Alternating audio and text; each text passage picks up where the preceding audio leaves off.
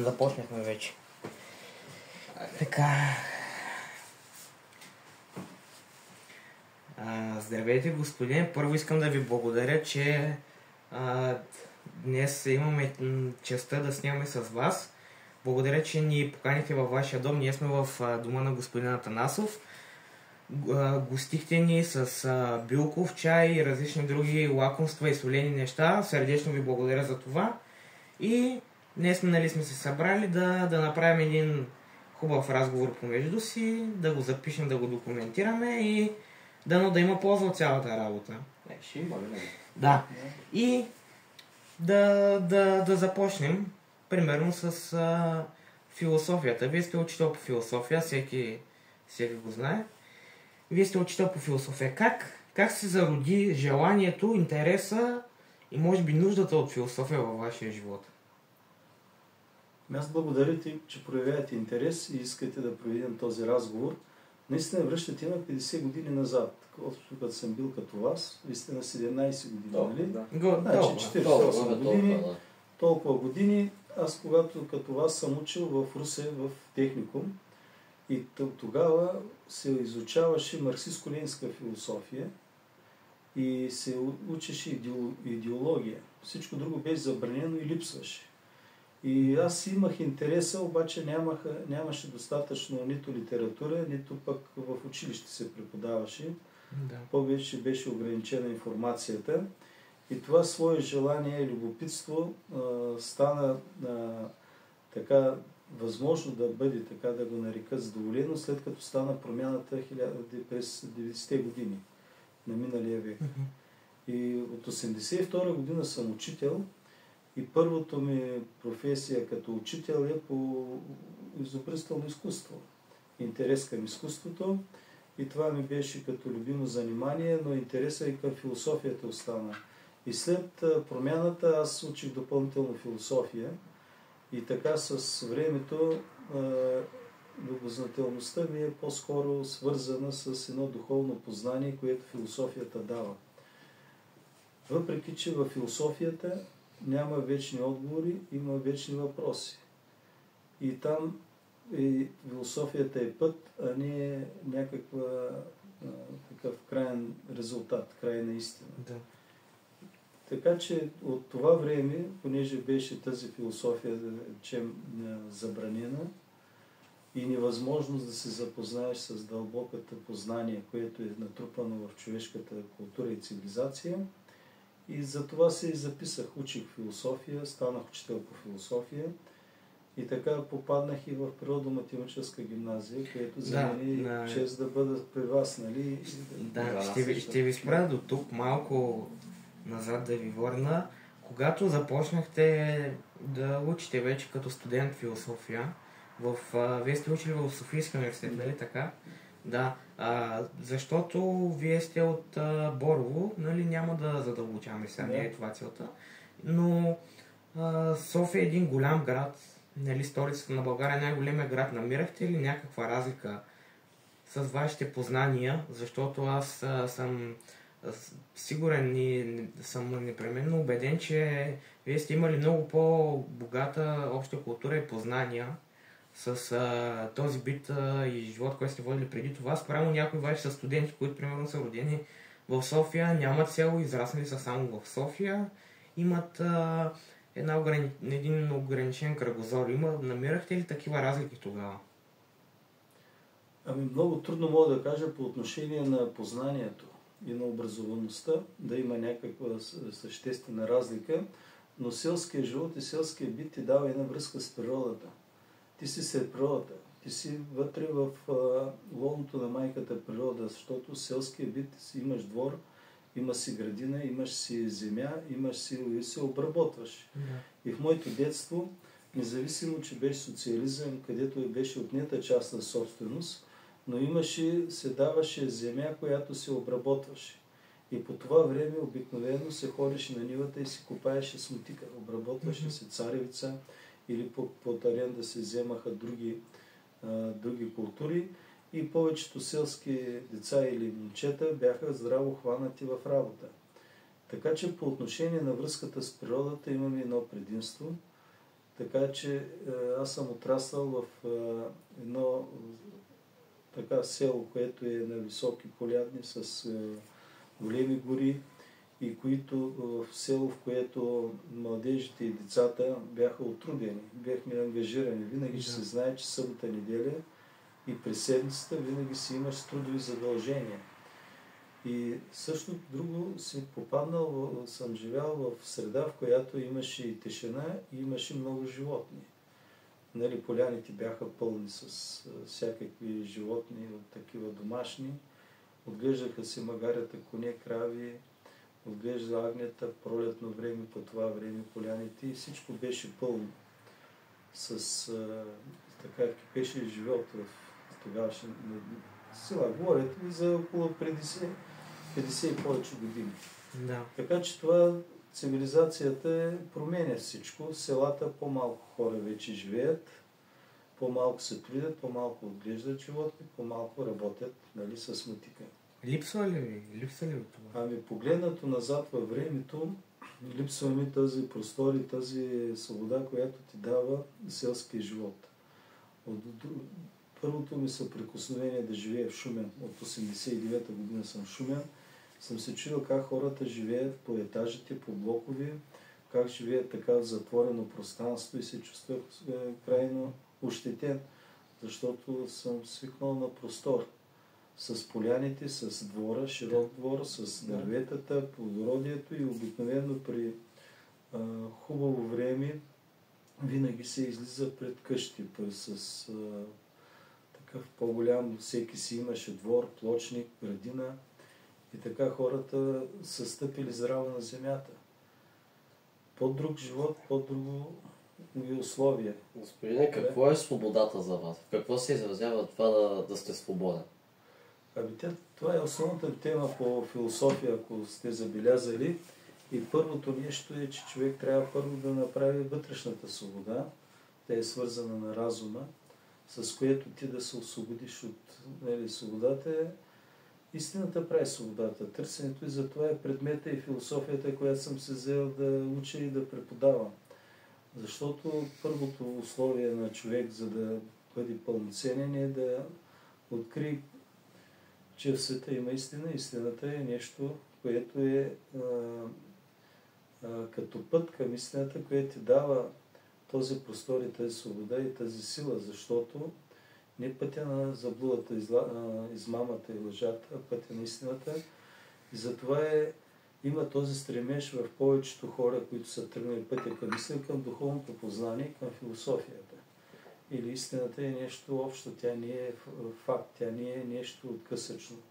И в този отношение цялата философия твърди, че истината прави свободата. И затова най-желателното нещо е истината, цялата истина, нищо друго, освен истината. И затова имаме в историята хора, личности, философии, които по-лесно се разделят с главите си, отколкото с принципите. И са давали, се жертвали живота, за да постигнат в търсене на тази истина. Господин, освен философията, която знаем, че ви е интересна, има ли сте друг интерес? Примерно спорт?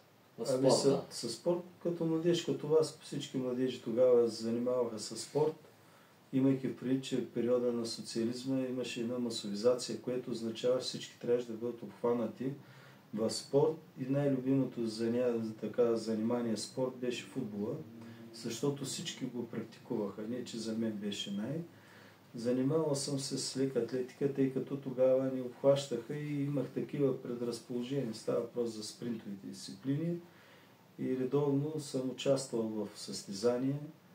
Имал съм призови, не съм бил от първите, но така с отбора, който бяхме, селския отбор на Борово, сме печелили някъде втори, трети места отборно.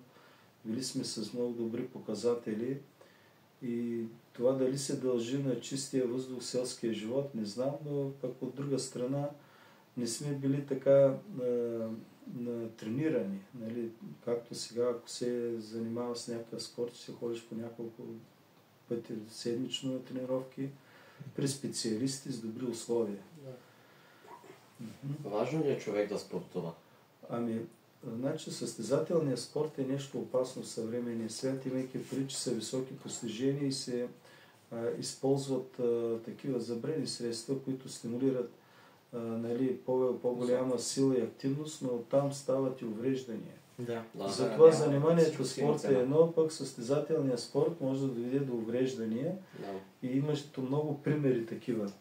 Така че, да, не само културизма. Всичко, което се взима забранени вещества. Точно така. Да, в културизма В културизма, примерно, нали, като един от най-великите изявени културисти, Рони Коман. Предполагам сте го чували? Не. Не сте. Той е, нали, културизма като спорт, той е най-добрият културист. 8 пъти е спечелил Мистер Олимпия. За времето си изглежда като животно. В момента... Той все още така. Да, в момента той е над 50 години и не може да ходи. Казва, че питат го при въпрос от 1 до 10 каква болка изпитвате в момента на интервют. По принцип, каква болка изпитвате? Той казва 13, но понякога е 20. Защото той имал тогава проблеми с гръбначния стълб, не е обърнал на време внимание и той са ужасяващо големи тежести. Има и видеа и клипове как над 1000 паунда 30 кг. 30 кг избутва с крака. Избутва с крака и не е обърнал на време внимание на този проблем и в момента той изпитва неимоверна болка и не може да ходи. И този човек, в крайна сметка, поглеждаме назад, спечели 8 пъти Мистер Олимпия, но заслужава ли си на 50 години да си осехатен, да не може да ходиш. Той ходи с патерици. Не, той вече с патерици не може да ходи с електрическа количка и постоянно изпитва една неиздържима болка. Така че вие сте много прав по тази тема. Хубаво нещо е професионалния спорта за здраве. Професионалният спорт и той е хубав, но когато вече се прекрачи тази граница, прекомерно с вече вземане на забранени вещества, допинг и прекалено вземане на така наречения азот, тогава вече става много лошо за човека, за човешкия живот и здраве. И аз искам да... Вие започнахте, тогава ви прекъснах за гимназията. Как станаха нещата? Защото вие сте учител. Как станаха нещата в природно-математическа гимназия? Да влезете в гимназията и преди това, ако сте работили в... учител. И преди това, ако сте работили в друга гимназия, училище, как се стигна до нея? От 89-та година съм в град Шумен. До 89-та година съм бил учител по изобразително изкуство в град Борово, основно училище, което е Русенска област.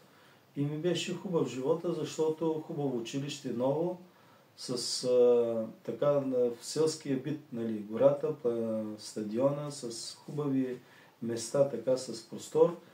И 89-та година се наложи да се преместя тук в Шумен. И тогава потърсих пак реализация като учител. Първоначално бях в Салманово и следващата година в трето основно училище, пак по учител по изобразително и следващата година пък станах и директор на училището. Тъй като аз завърших педагогика. Преди философия завърших педагогика, исках и друга специалност, но бях писал педагогика, обща педагогика и управление на образованието. И тогава ми се отвори тази специалност в Софийския и философия учих като допълнителна специалност, малко по-късно. И тогава станах директор на трето основно училище в продължение на 4 години и 96-та година голямата промяна, когато стана и хиперинфлация и друго, тогава си имаше и политически и стана промяна и при мен. Примерно, не ми продължиха договора. Имаше такъв временен договор за 4 години. И аз тогава се отвори учител в природно-математическа гимназия, първо по изобразително. И аз имах такава специалност. И после се прехвърлих като педагогически съветник следващата година. И от 89-та година съм учител по философия. Не 89-та, а 99-та. Което означава преди 26 години. И от тогава съм учител по философия в природно-математическа гимназия, която се оказва елитна гимназия, тъй като през това време аз бях и хоноруван асистент в Шуменския университет, преподаващ на студенти, които ще стават бъдещи педагози. Общо педагогическата подготовка преди 1989 година изкарах докторантура в Софийския. Нали, те тогава бяха общи за държавата, нямаше само в университети. И трябва да се знае, че елита на гимназиите, най-добрите ученици са в природо-математическа гимназия. И през годините съм имал много интересни срещи, интересни изживявания, най-вече в учебната работа, където учениците откриват неща, мислят, разсъждават върху тези вечните проблеми, нали, на живота, за душата, за човека. И така съм удовлетворен, че намираш ответната реакция, ответната страна, където се оценява този, не само твоя труд, а се оценява тази сила на философията, която да ти разшири кръгозора и ти дава някакви идеи за живота, да може да ти подхранва в чисто духовен план. Така че съм благодарен на съдбата, че съм попаднал в такова училище. Явно това е най-доброто, което ми се дава. Да, доста години сте учител, както казах, 26 години. По философия и общо 44 години. 10 000 ученици са минали, както се казва, през вашите ръце. И да, просто е, нали, впечатляващо как толкова много хора са минали през вас и, нали, с такова умиление споделяте за вашия предмет. Аз бих казал, че, нали, вашия предмет е предмет, който за разлика от някои други, без да обиждам никой, като химия и различни други предмети, биология, физика и така нататък, вашия предмет човек го използва докато е жив, защото той не си дава сметка, че, нали, сега казва, използвам философията, но той е на по-съзнателно ниво, съзнателно, той мисли, различава доброто от злото,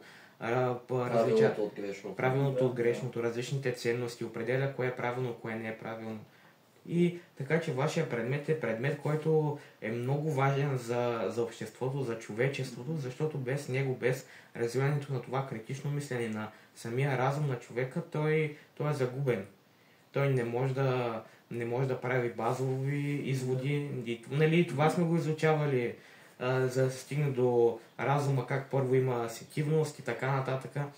Така че искам да ви поздравя, че сте поели тази нелека задача да сте учител по философия, особено пък в такава голяма гимназия като нашата.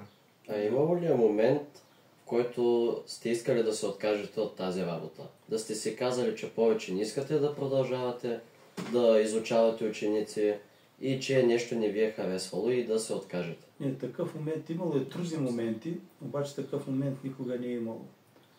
То, когато теб така органично се свързал с професията, с една вътрешна мотивация и когато виждаш ценността на работата, която вършиш, ти си готов да поемеш всякакви трудности, предизвикателства. Разбира се, винаги училището е като зоологическа градина. Има всички видови животни, има и хищници, които в един момент искат нещо да навредят или искат нещо така. Идват такива моменти. Да нападнат учителя. Да нападнат или най-малко да уязвят, или пък другото, като все пак е училището е място за деца. А детското е да си играеш там с телефона, да не те занимават. Да. Има тези моменти, обаче никога не ми е минавало на ум и даже сега не ми е минало на ум, защото съм се, как да кажа, сраснал с професията, а трябва да стане някакво отделение във времето, защото няма вечни неща. Човек преминава през тези фази на живота, в когато трябва да си даде малко и повече покой, нали? Да. И идват и лимита, границата, ето казват, идва време за пенсиониране, за да дойде новото, трябва старото да си отиде. Промяната да става по естествен път. И тогава има една много хубава като сентенция. Не съжалявай, че е свършило, нали? Радвай се, че се е случило. Да. Точно така, да не съжаляваш, примерно, че нещо е свършило. Дали ти е свършила кариерата, твой любим, примерно, спортист, футболист се е пенсионирал, радвай се, че това нещо се е случило, а не да тъгуваш, че вече е приключил, защото в живота ти се отваря нова страница, кой знае, може да е по-добра за теб. Да, не трябва да съжаляваш за нищо. Изобщо не съжалявам и той, което слушам от, нали, като разсъждение, още веднъж ме подкрепя в това, че най-ценното в моя живот е срещата с учениците, срещата с мислещите млади хора, защото виждаш как мъдростта говори. Това, което ти го изказа, аз се замислих така дълбоко, бих ли го формулирал толкова ясно и точно и наистина в дадени моменти мога и да се затрудня. А ти го изказа много, да. Така че удовлетворението на учителя е когато види ученици, които са мислещи и можещи и най-вече поели този път, нали, в пътя към познанието, защото крепостта на една държава са моралните устои на младежта и казва няма по-голямо благо, нали, на Платон се върнем към за обществото и държавата, добре възпитаната младеж. Има младежи, има бъдеще държавата. Иначе, дето казва, пак има, но трудно. И бъдещето е в това да може човек да създаде тези блага, които са нужни и за него, и за близките. Нали, по този начин държавата, все пак тази държава трябва да се развива, това общество трябва да се развива. И така се впечатлих от вашето желание да разговаряме и вашите разсъждения, защото това нещо в час трудно може да стане публично. Точно така. Да. Радвам се за вас и съм готов да отговарям на въпроси. Да, благодарим. И ние благодарим за това, че ни покани. Само последен въпрос. Преди малко, смисъл за тази част от...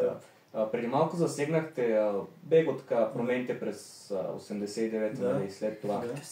Като човек, който тогава вече е бил сравнително зрял и нали, в момента вече е премъдър, как можете да оцените промените спрямо вашата перспектива, нали, на обикновен човек, без политика и така нататък? Наистина ли българин е станал по-свободен или това е била просто една пренастройка на психологията? Да. Ами сега вече след толкова години на промяна, това е 89-та или 90-та година, да сложим 35 години. 45 години беше социализъм, сега сме 35 години демокрация. Има една такава цикличност. Може да се замисли човек върху тези периоди, но тогава всички ние го желаяхме, понеже нямаше тази свобода, имаше един идеологически монизъм наложен. Единствено марксизъм-ленинизъм, непризнаване на плурализма като възгледи, като политически плурализъм го няма. И обикновено това е период, в който хората се създаваше една такава сигурност в работа, в подкрепа на държавата, защото всички работеха. Това беше и на религия на труда. За всички работа, всички работят, грижа за всички. От друга страна, пък ограничение в тази духовна свобода, макар че тя се проявява вътрешно и не ти е нужно да я афишираш. Тогава също съм имал различни възгледи от официалната идеология, но това е мое вътрешно състояние и си знаех, че никой не може да ти навреди, никой не може да влезе в теб. Да.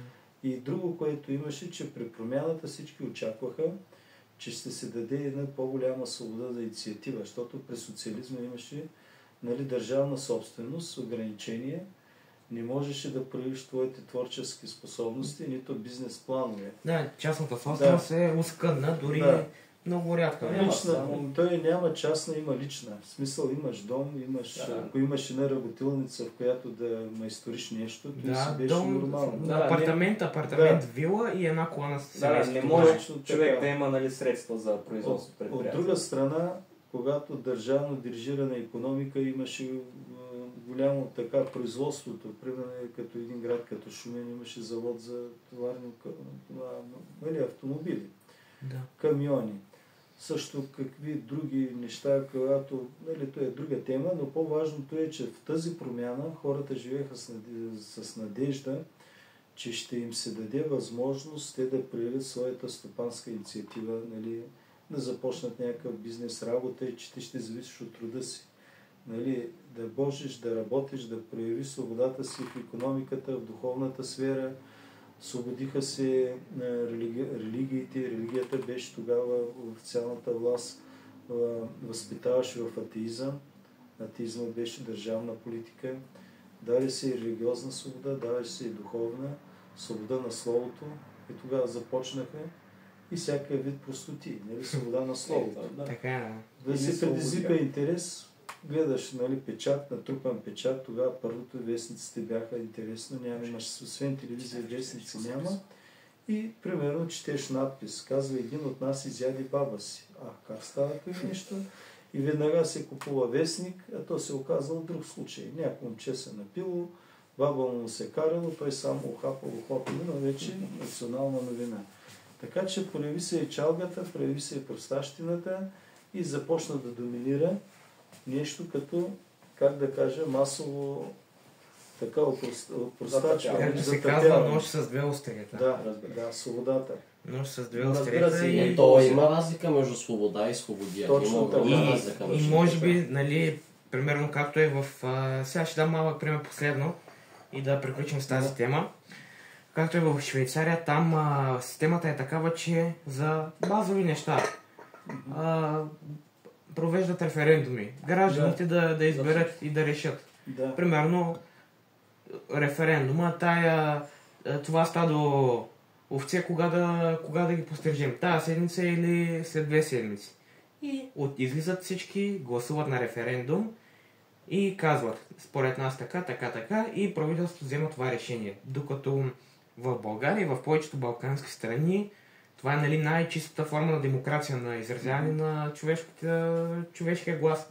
Но докато в България тази свобода според мен не може да бъде приложена, защото още не сме дорасли за такъв тип свобода. Защото, примерно, хора могат да гласуват, които са завършили 4-ти клас. Могат да гласуват хора, които, както се казва, са им дали някакъв рушвет да си кажат... Интерес, Купени. Или да има елементарна манипулация с вече гласовете, да липсват, да ги зачерпват или така.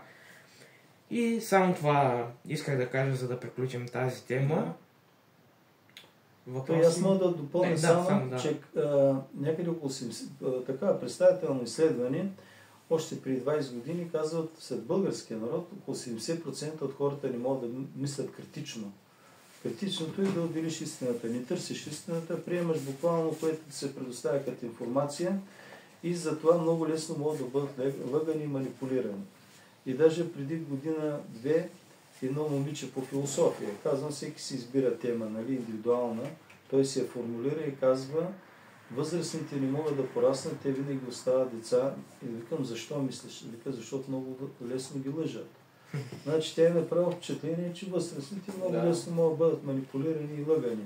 Така че нашето общество, както ти правилно го каза, Каляне, че трябва да израсне, трябва да премине през всички тези опитности на трудности, за да може да стане и на демокрация на Швейцария. И финансово обезпечено, и най-вече духовно извисено.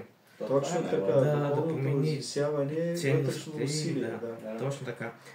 И може би да преминем вече към финалната част на нашия разговор. Блиц въпроси. Така наречените блиц въпроси, които представляват въпроси, които са леснички, прости въпроси, които предвещават отговор от 1-2 изречения. Кратки, бързи отговори. Да не сте многословен, както решите, разбира се.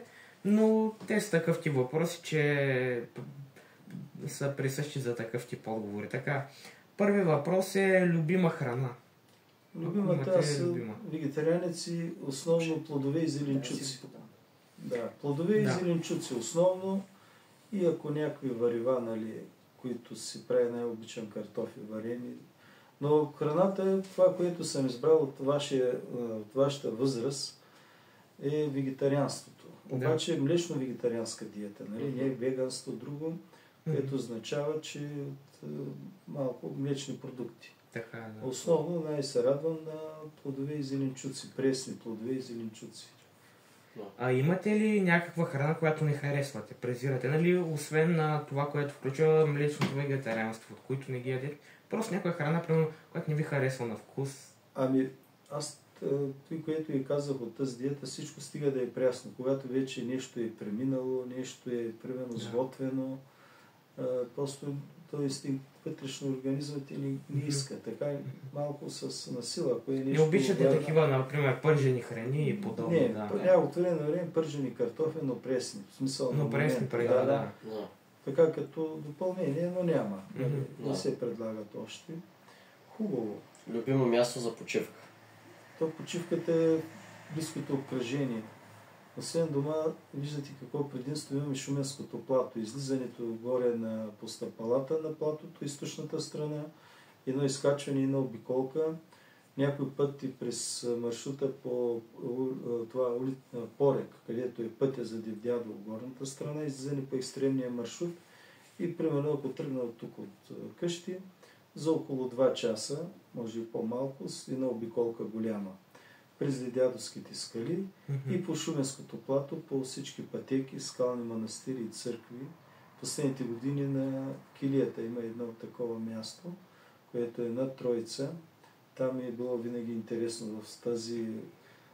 той е като църква, така се друга, но по всички. Да. Просто за момента така те привлича нещо и минава. Сега пролета е най-хубавото място за разходка и гледам да е почти ежедневие.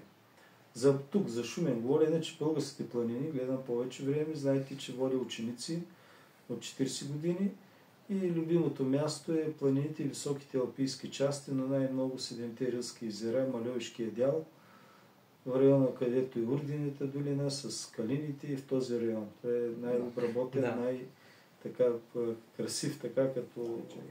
И само да добавя, за 40 години водене, господин Атанасов, това са групи от над 40-50 души, понякога стигали доли и до повече, няма нито един инцидент. Нали така? Да, нямаме инциденти. Имало само 1-2 пъти леки разтежения, леки което е нещо нормално. По време на поход са ставали и сме изпитвали затруднения, защото детето, което е в случая, изпитва болка при ходене и с много внимание, с примерно носим щеки, с укрепване на крака, бавно, спокойно и сме преодолявали. Нали? Най-лошият признак е да бъде разделена една група. Нали? Зато винаги сме гледали компактно да се движим или при някаква малка травма. Имал съм и случаи, когато ученик му се схващат краката, но за това задължително медицинско лице. Нали, правене масажи, почивка, примерно вместо да пристигнем за 4 часа, ще пристигнем за 5 или 6, но е имало такива отделни, то много малко. То е минимално това за времето, което сме минали, защото на времето съм започнал, когато през социализма е имало държавна политика всички децата да бъдат извеждани по българските планини и цялата налична база, нали, около 100 хижи във всички български планини, да бъдат разработени маршрути, около 40 и няколко маршрута и с, дето се казва, 10 хиляди, ако не стотици деца, преминават 15 юни до 15 септември. Така. Какъв сте бил като ученик? Като ученик ли? Да. Ами, трудно мога да кажа, но не бях така, нито от отличниците, бях много добър, като вас вече започнах да се осъзнавам и да изкарвам отлични оценки, да имам отличен успех, но средното в прогимназията ми беше малко трудно. Бях разсеян или така по-свит, или най-малкото имаш пропуски в дадени науки, като химия или пък физика и в един момент не можеш да наваксаш. Докато любимите предмети бяха история, география, пред тях по-леко учех, но не съм бил отличен ученик. Нали? Казват средно положение. Но отличен в живота. Там вече друг пишат оценките. Там вече друг пише оценката и не знаем. В крайна сметка, нека да видим да мине живота. Нали? Живота като мине, тогава защото винаги може човек да направи някаква глупост. Никога не се знае. Чак накрая да запази здравето, да може да бъде като честен човек. Той като едно състезание. Да. Може да си водил с 5 обиколки, с 10 обиколки, може да си бил първи. 95% от състезанието, накрая да спреш и ще те минат всички. Точно. И може да финишираш последен. Така че е много важно. И най-малката грешка може да обърка нещата. Точно така. Кое ви кара да се усмихвате сутрин? Точно сутрин, аз за усмивките обикновено хората, които срещам, приятели, има такива моменти и най-вече сутрин едно добро настроение, когато идва с зазоряването, с разходката, с изгрева на слънцето, тази час на деня, ранните часове на след природата. В движение чувстваш нещо като преживяване в детството, както началото на деня и началото на живота. После свободен, че дишаш въздух, правиш така, свободата се проявява след природата, движи се. Най-голямата радост е двигателната активност, да се чувства здрав, да можеш да ходиш, да гледаш, да чувстваш и да улавяш тази природна красота, нали, на началото на деня, с изгрева на слънцето, с лъчите, лъчението, което... Да, и тук пак искам да вмъкна една мисъл. Здравия човек мечтае за 1000 неща, бедния само за едно, не бедния, а болния само за едно, да е здрав. Точно така. Цениш нещо, когато го загубиш. Точно така. Се радвай ти, когато на това, което ви е дадено като природни сили и ресурси, здравото тяло, разума, здравото, да ги пазиш, защото това тяло все пак трябва да го гледаш. Точно така. И последен въпрос. Ако можете да дадете един съвет на младите, на сегашното поколение, на младите хора, от каквото и да е естество. Не съм замислил там, трябва наистина малко повече да помисля, но само един съвет да дам. Това е да водят, да има този стремеж към духовното познание и науките. Те са едно цяло и здравословния начин на живот. Защото удара срещу младежта е в посока на модните увлечения, които ги разболяват. И облеклото, и напитките, и храната, и съответно тази младежка култури, които се влагат като музика, като други занимания. И най-опасното е, че те са откъснати от естествената природна страна, която е здравословно.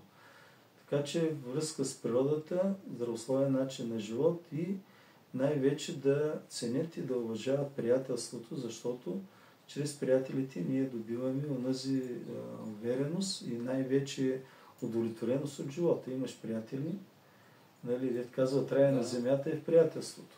Да. И го пожелавам да го има. Вие го имате и ще го имате все повече и по-силно, понеже го цените. Ами, благодарим господине за финал. Имаме подарък. Имаме един... Имаме един... Няма да ви се...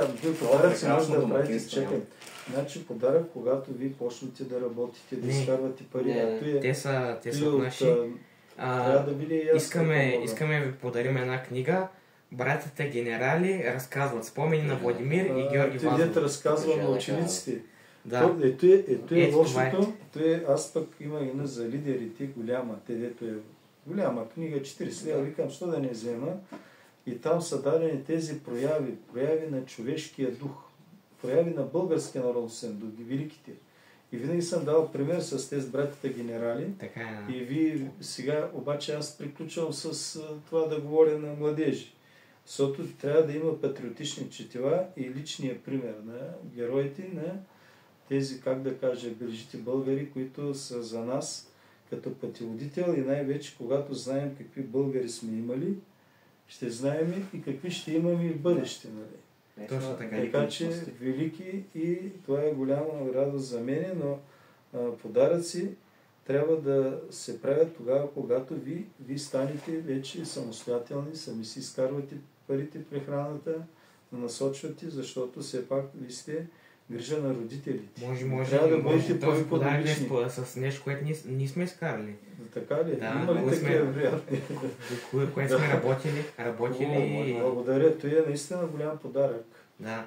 И той е като цяло не само за генералите, но с техни спомени от точно тези знаменитата битка тогава и за цялата война. Всички те са родени по време на турското, ми го наричам робство, защото така е започнало. Българите са били роби, те са предавани по най-големите пазари, най-ценните роби. Нали, бели хора, образовани, културни. И всички те са родени в робство и същевременно правят така, че България да стане победителка и България да има тогава да създаде най-голямата военна сила, нали, която е имало тогава. Да. Така че, няма кой, нито както е гениален техния брат, нали, Иван Вазов в литературата, те са гениални във военното дело. Да. Добре, благодаря. Семейство от гении. Да, 8 деца е родила една майка и нито един идиот между тях. Всички са само те да има. Да, много висока успеваемост. Висока. Да, и благодарим ви пак, господина, за разговора. Искам наистина да благодаря за гостоприемството. Благодаря. Пак сте винаги добре дошли и най-вече да се чувстваме добре вече като приятели. Когато вече ви се отвори възможност, тъй или иначе аз нямам някакви други такива, как да кажа, отделни занимания да ходя напред-назад, както при вас имате нали, учебна работа. Така че винаги сте добре дошли. Благодарим.